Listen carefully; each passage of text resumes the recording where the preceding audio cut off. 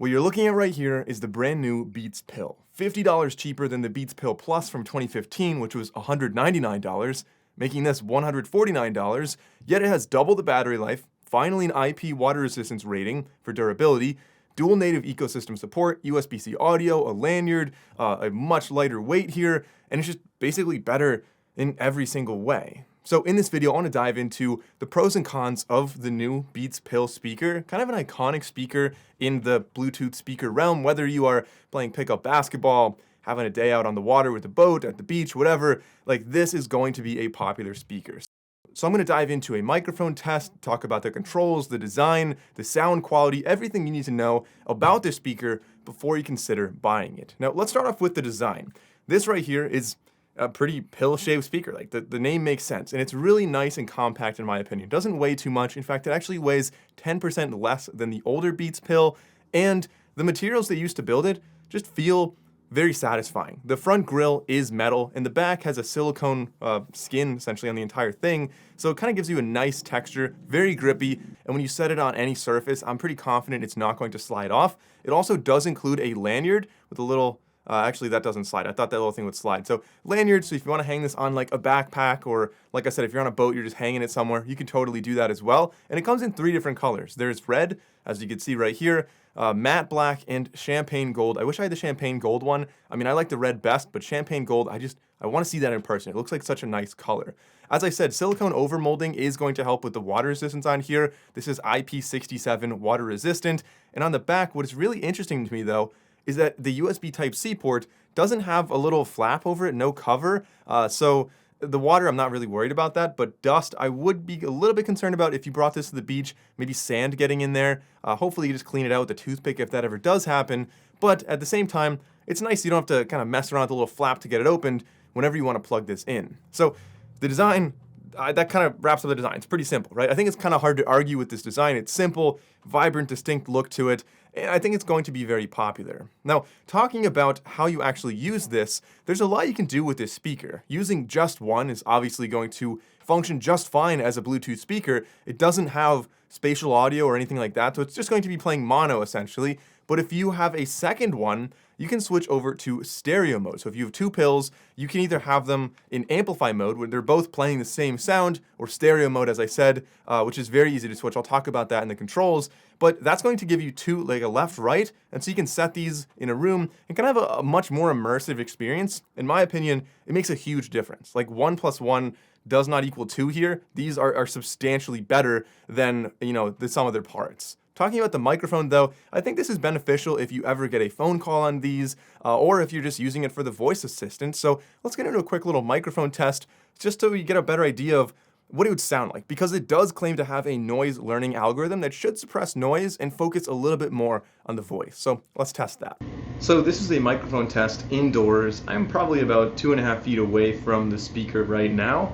We'll see how well it picks up my voice and what that sounds like. All right, so this is a microphone test outside. It's really windy out here, and it's a really busy road as well. So I feel like I have to talk very, very loud, but we'll see if this is able to filter out any of the sound around me and actually hear what I'm saying. Also, I'm probably about an arm's length away from the speaker right now, so we'll see how that performs. Some other cool things to note about this, you can charge other devices using the USB Type-C port on the back, so plug in your iPhone, your Android, whatever, charge it up while you're using the pill, and it's kind of nice because the battery is pretty sizable in here. You're getting 24 hours of battery life in this, which, as I mentioned, is double the Beats Pill Plus from 2015, which only gave you 12 hours. At the time, that seemed like a kind of decent battery life, but now, like 24, even that doesn't feel especially long. Like, batteries have just come such a long way. As far as the buttons go on the top, I love how spaced out they are, so they're very intuitive. They're very subtle as well, so just kind of little indents in the silicone. We have our power button, which you could double press for the voice assistant. You can press and hold it to enter pairing mode. The middle button is going to be your play pause.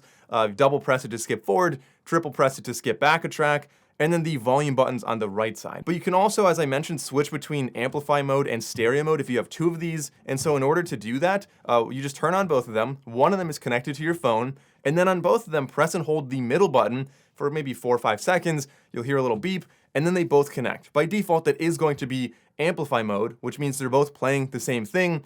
But then on either one of them, it doesn't matter which one. If just for a couple seconds you press and hold the plus and the middle button, it's about 1 or 2 seconds, you'll switch into stereo mode. And I recommend getting an app, like I have Audio Tester is what it's called, and you can play left and right so you know which one's which, because by default, it can be confusing and you could possibly set them in the wrong orientation. So I just do that and I always play it. It says left and you know which one's the left speaker. Now, okay, you probably want to know a little bit more about the volume and the sound and stuff like that. So let's get into a kind of, I don't want to say a sound test because it depends on like what headphones you're using, but at the very least, we'll get into a volume test. You'll have a better idea of how loud this gets individually as well as both of them combined, and I'll test the decibels as well, just so you have some reference. I'm going to start at about 80% or 70% volume.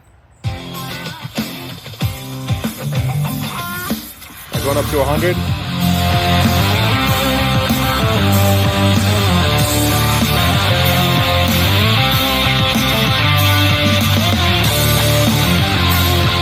So the sound quality of these speakers though, there's a new woofer on them that should give you deeper bass than before, and it's capable of 90% more displacement than the old Pill Plus. So that should be giving you better lows. It definitely does. The lows are pretty good. I'll talk about, it's interesting. There's like a threshold of where the lows no longer are good, but the benefits first. Let's talk about the positives first. This is capable of USB Type-C audio playback, so it is going to be lossless audio, and of course, that does simultaneously charge your Pill. That's probably going to work best on like a Windows computer, in my opinion. I tried it on my iMac, and it got a little bit weird. It tried to pop up with like Android File Transfer, that app, and it wasn't letting me play audio off of this. Might be some settings I could change pretty easily, but at first plug-in, it wasn't super seamless there. Windows, I'm sure it's going to be a different story, but still weird. Like, this is kind of an Apple device. It's weird that they wouldn't do that.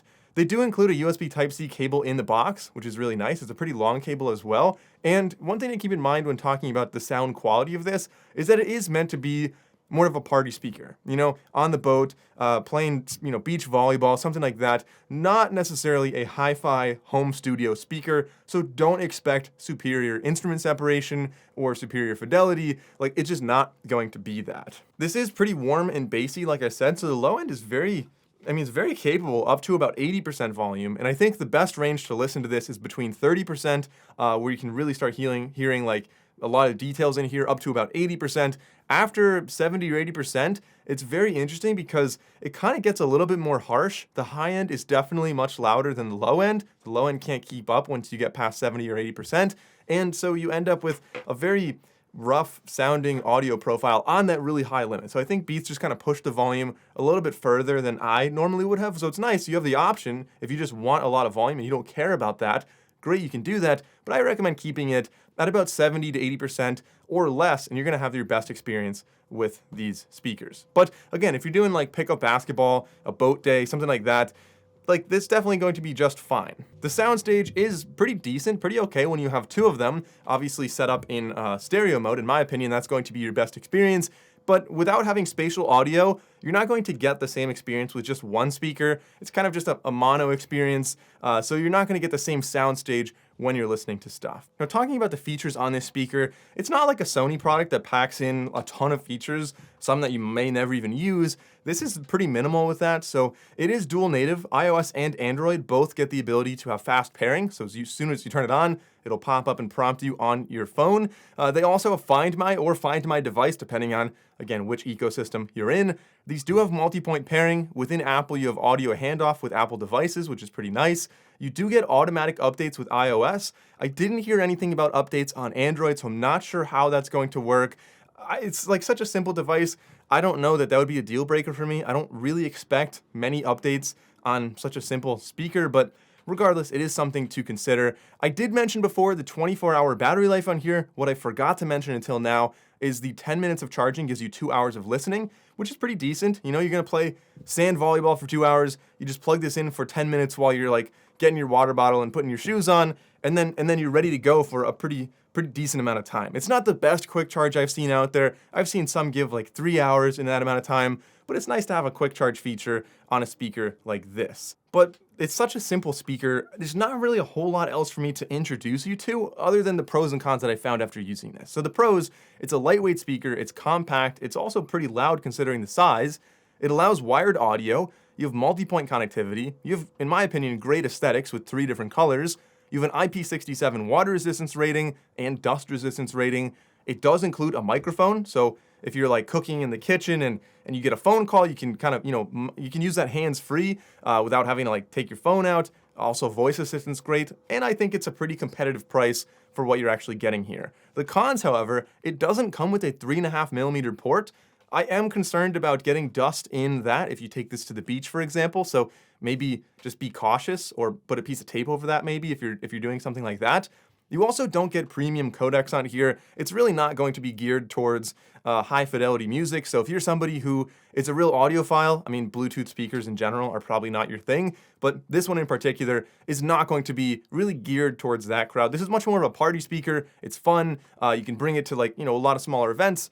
It doesn't have any like crazy lights or anything. It's just a simple, minimal, pretty nice design in my opinion. But let me know what you think about the Beats Pill. $149 is a pretty competitive space in speakers, but I think they check a lot of the right boxes that would matter to me. Let me know what you think in the comments down below. Since you watched the video this long, hopefully that means you liked it. So consider subscribing. I have a lot of videos just like this one coming up soon. Thanks for watching, and I'll see you in the next one.